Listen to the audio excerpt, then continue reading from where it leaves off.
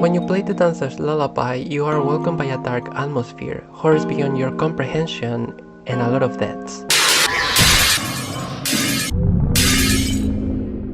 But one of the things I would like to talk about today is the languages present in the Dancer's Lullaby.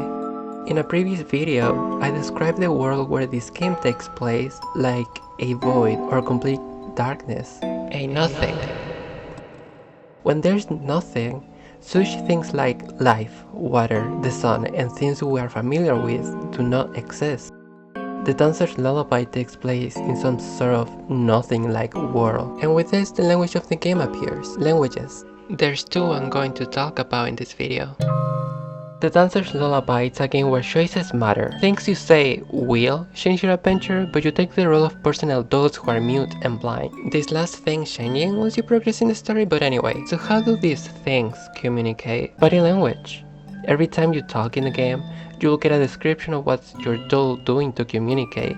For example, when someone asks your name, you cross your legs, bend over and open your arms, pointing with your left hand to the sky. Names are spelled with leg movements. Saying yes or no is not that simple, etc, etc. The doll's language depends in their body, and in the game you can lose your limbs, making communication not possible most of the times. The doll's language doesn't have a name in game or in the concepts of the story. It's only used by the dolls and only a few characters can understand it. Also, something pretty obvious about this language but also worth mentioning is that it is inspired in ballet.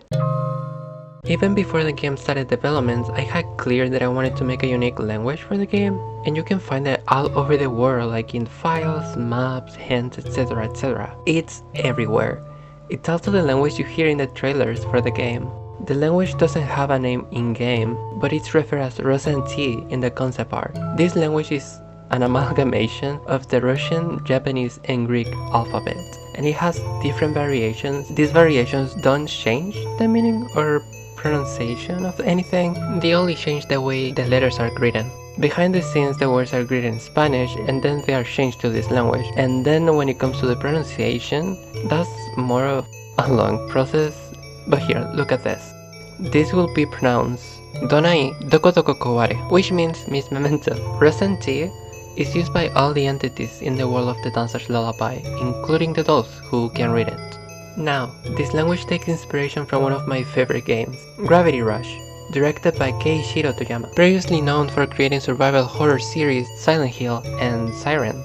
The world of Gravity Rush takes place in something that looks like an infinite sky. As you play, you'll find out that everywhere you go in this game, there's this unique language all over the place, and everyone here speaks this language. And when it comes to world building, it does make sense that there's a made-up language instead of everyone knowing English for convenience.